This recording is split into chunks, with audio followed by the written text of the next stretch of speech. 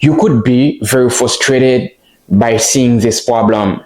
You need the official WhatsApp to log in. Don't worry, I'll guide you on how to fix it step by step.